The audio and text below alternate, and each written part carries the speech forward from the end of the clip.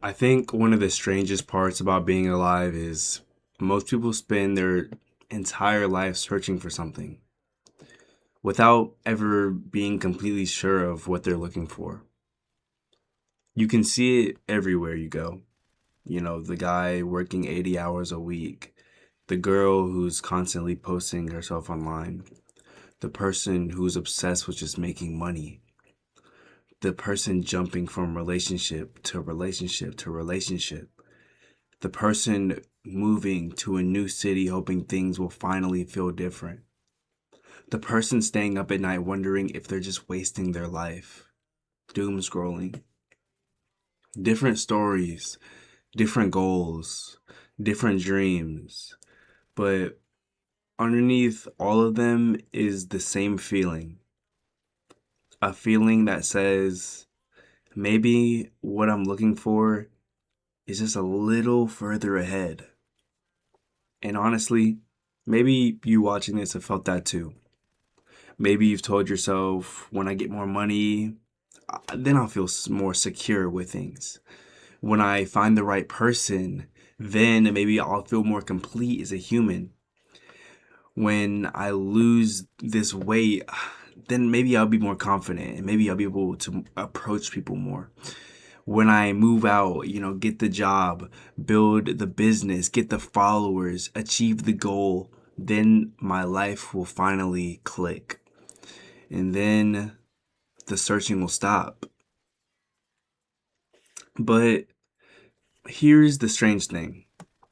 A lot of people get the thing that they spent years chasing, and the feeling doesn't last.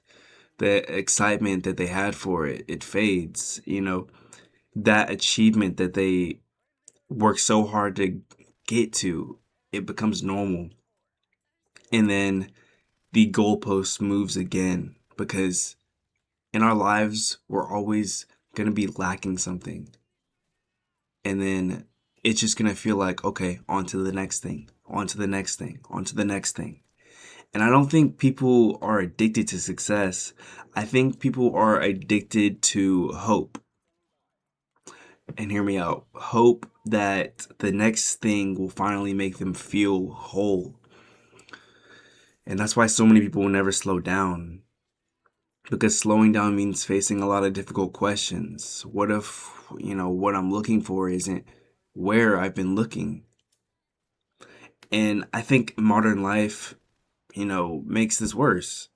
Because every day you're shown thousands of lives, thousands of people who appear to have every answer, and they already found the answer.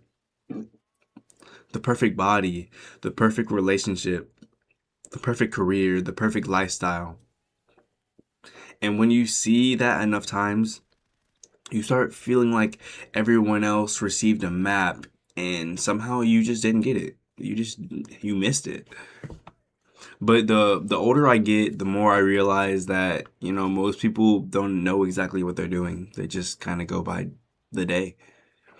They're experimenting with different things. They're guessing on other things. They're just trying stuff. They're failing a lot. They're adjusting just like you are.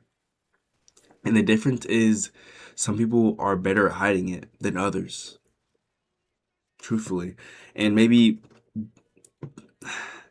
that's comforting in ways because it means you're not like messed up for feeling uncertain, but you're just a normal person for real.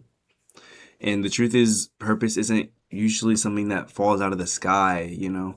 Most people imagine purpose as this giant revelation that they've come across. Like one day you'll wake up and suddenly you'll know exactly what you're meant to do forever.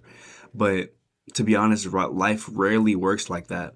Purpose is usually discovered when you're in motion, when you're doing things, when you're trying things out, not when you're waiting and not when you're overthinking or like endlessly searching, just in doing things.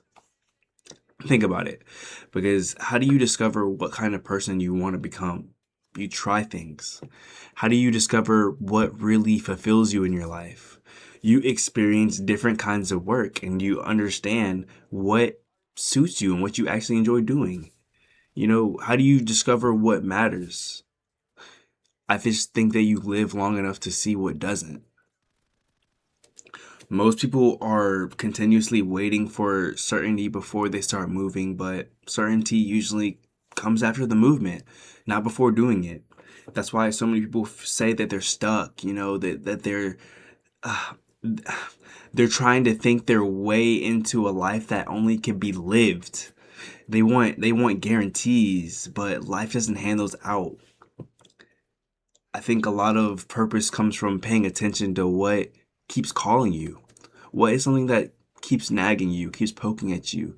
What, not something that just impresses people, not something that just gets a lot of attention, not something that just sounds cool, but what genuinely pulls at you? What are things that you keep coming back to? What topics can you talk about for hours and that just interests you and blows your mind? What problems do you care about? What kind of life actually feels meaning to you? These are all great questions, right? Not what kind of life matters to your parents, not what kind of life matters to social media, not to strangers, but to you. Because here's something that I've noticed in my years on this planet. Uh, you know, most people don't know more about what everybody else wants than what they want. They know what's trending, they know what's popular, they know what success is supposed to look like. But if you ask them, what would make you, what would make your life feel deeply meaningful? They can kind of struggle to answer. It kind of takes them a second. And it's not because they're lazy, it's because nobody teaches people to ask that question anymore. We're taught how to make money, how to compete, how to achieve, but not how to understand why we do those things or why we want to do those things. We're just completely ourselves. And honestly, I think that's why so many people feel lost, not because they're failing with things, but because they're climbing ladders that they never chose and never got to understand why they had to choose that ladder. You know, chasing goals they never questioned, living according to expectations they never even really heavily examined. So, like, imagine spending 10 years climbing a mountain, right? Only to realize it wasn't even your mountain. That's what happens when you build a life around approval instead of purpose. Purpose isn't always a glamorous thing. Sometimes it looks like serving people, building something, creating something, helping someone, raising a family, teaching like other people, leading people, solving problems, growing, becoming someone that you yourself are very proud of. And maybe that's the biggest lesson because purpose isn't always a destination. You know what I'm saying? Sometimes purpose is a direction, and a direction that makes you feel more alive, more engaged, more connected, more, let's say, yourself. The people who seem most fulfilled usually aren't the people who have everything figured out. They're the people who have found something worth moving toward. Something bigger than immediate pleasure, something bigger than validation, something bigger than attention. So if you feel like you're searching right now, that's a good thing, obviously. It means you're, focused and you're awake. The goal isn't to stop searching overnight. The goal is to search better. Ask deeper questions. Pay attention to what energizes you and what kind of catches your attention, when you're talking about it. Notice what feels meaningful. Experiment more with life. Get more out of your life. Compare yourself to other people a lot less. And stop assuming everyone else has the answers because most people are searching too, even though it may seem like they already have it all figured out.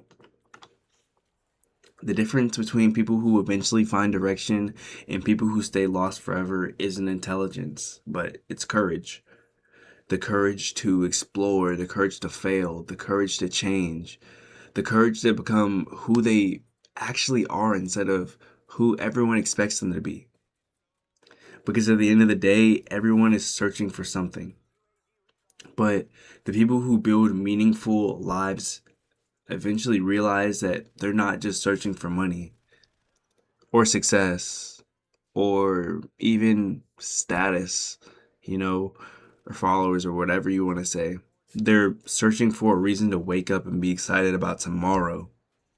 And that's a search that's worth taking extremely seriously. Thank you for your time, though. I appreciate it, Miss TNL.